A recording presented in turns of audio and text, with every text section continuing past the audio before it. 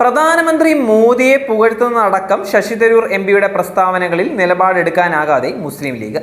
തരൂരിന്റെ നയത്തിൽ അതൃപ്തിയുണ്ട് എങ്കിലും പരസ്യമായി എതിർക്കാനാകില്ല എന്നാണ് ലീഗിന്റെ സമീപനം. നേരത്തെ തരൂരിന് ലീഗ് നൽകിയ പ്രാധാന്യവും വിമർശനത്തിന് തടസ്സം തന്നെയാണ്. ലീഗ് നേതാക്കൾക്ക് ഇക്കാര്യത്തിൽ വ്യത്യസ്ത അഭിപ്രായമാണ് ഉള്ളത്. എന്നാൽ മുഖ്യമന്ത്രി പദം അടക്കം നോട്ടമിട്ടിട്ടുള്ള പരാമർശങ്ങളിൽ നിലപാട് വ്യക്തമാക്കണമെന്ന് ഒരു വിഭാഗം നേതാക്കൾ പറയുകയാണ്. കോൺഗ്രസ് സമീപനം പരസ്യപ്പെടുത്തിയ ശേഷം മതി ലീഗിന്റെ പ്രതികരണം എന്നാണ് അഖിലേന്ത്യാ ജനറൽ സെക്രട്ടറി പി.കെ. കുഞ്ഞാലിക്കുട്ടി പറയുന്നത്.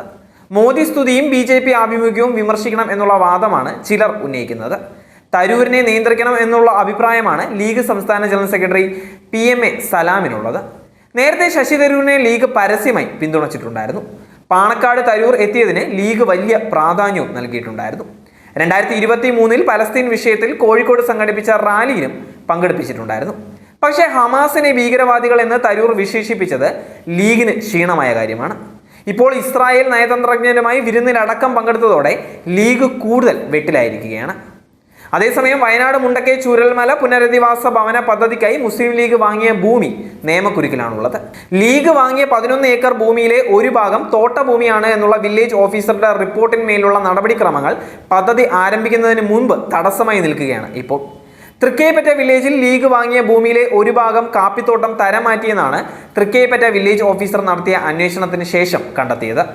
തുടർന്ന് കണിയാമ്പറ്റ സോണൽ ബോർഡ് ഓഫീസർക്ക് കൈമാറിയ റിപ്പോർട്ടിന്മേൽ സോണൽ ലാൻഡ് ബോർഡ് ഭൂമിയുടെ ഉടമസ്ഥനായിരുന്ന കല്ലങ്കോടൻ മൊയ്തുവിന് നോട്ടീസ് അയച്ചത് രേഖകളുമായി എത്തി വിശദീകരണം നൽകണമെന്നാണ് നോട്ടീസ് നൽകിയിരിക്കുന്നത്. ഭൂപരിഷ്കരണ നിയമപ്രകാരം കല്ലങ്കോടൻ മൊയ്തുവിന് നിയമപ്രകാരം ഇളവ് നൽകിയ 11.12 ഏക്കറിൽപ്പെട്ടതാണ് ഈ ഭൂമി എന്നതിനാൽ വിശദീകരണം നൽകണമെന്നാണ് നോട്ടീസിൽ പറയുന്നത്.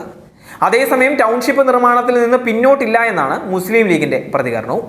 ലീഗ് വാങ്ങിയ ഭൂമിയിൽ യാതൊരു നിയമക്കുരുക്കും ഇല്ല എന്ന് ഉറപ്പുവരുത്താൻ അഭിഭാഷകരുടെ ഒരു പാനൽ തന്നെ വെച്ചിരുന്നുവെന്ന് മുസ്ലിം ലീഗ് സംസ്ഥാന ജനറൽ സെക്രട്ടറി പി.എം.എ. സലാം പറഞ്ഞിരിക്കുകയാണ്. ഭൂമി ജന്മം പട്ടയമുള്ള ഭൂമിയാണ്, തോട്ടഭൂമിയല്ല. ഇപ്പോൾ നടക്കുന്നത് ഭരണകൂട ഇടപെടലാണ് എന്നും മുഖ്യമന്ത്രി പറയുന്നത് ജനങ്ങളെ തെറ്റിദ്ധരിപ്പിക്കുന്ന പ്രസ്താവനയാണെന്നുമാണ് അദ്ദേഹം പറയുന്നത്. ഗുണഭോക്താക്കളിൽ ആശയക്കുഴപ്പം ഉണ്ടാക്കാൻ റവന്യൂ മന്ത്രി ശ്രമിച്ചുവെന്നും ലീഗിന്റെ പദ്ധതി വൈകിപ്പിക്കാനാണ് സർക്കാർ ശ്രമിക്കുന്നത് എന്നും അദ്ദേഹം പറയുകയാണ്. പറഞ്ഞ സമയത്തിനുള്ളിൽ പദ്ധതി പൂർത്തീകരിക്കണം, പദ്ധതിയിൽ നിന്ന് പാർട്ടിയെ പിന്തിരിപ്പിക്കാൻ ആർക്കും ആകില്ല എന്നും പി.എം.എ. സലാം പറഞ്ഞിരിക്കുകയാണ്.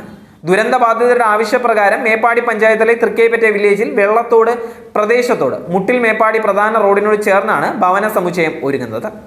വിലക്കെടുത്ത 11 ഏക്കറിൽ 105 കുടുംബങ്ങൾക്കാണ് വീട് നൽകുന്നത്. ഒരു കുടുംബത്തിന് 8 സെന്റിൽ 1000 ചതുരശ്ര അടിയിൽ നിർമ്മിക്കുന്ന വീട്ടിൽ 3 മുറിയും അടുക്കളയും മറ്റ് സൗകര്യങ്ങളും ഉണ്ടായിരിക്കുന്നതായിരിക്കും. 2000 ചതുരശ്ര അടി വീട് നിർമ്മിക്കാനാകും വിധം ബലത്തിലായിരിക്കും അടിത്തറ. വൈദ്യുതി, വെള്ളം തുടങ്ങിയ അടിസ്ഥാന സൗകര്യവും ഉറപ്പാക്കുന്നതായിരിക്കും. 8 മാസം കൊണ്ട് നിർമ്മാണം പൂർത്തിയാക്കുകയാണ് ലക്ഷ്യം. ആർക്കിടെക്ട് ടോണിയുടെ നേതൃത്വത്തിലുള്ള സപതി ആർക്കിടെക്ട്സ് ആണ് ഭവന പദ്ധതിയുടെ പ്ലാന് തയ്യാറാക്കിയിരിക്കുന്നത്.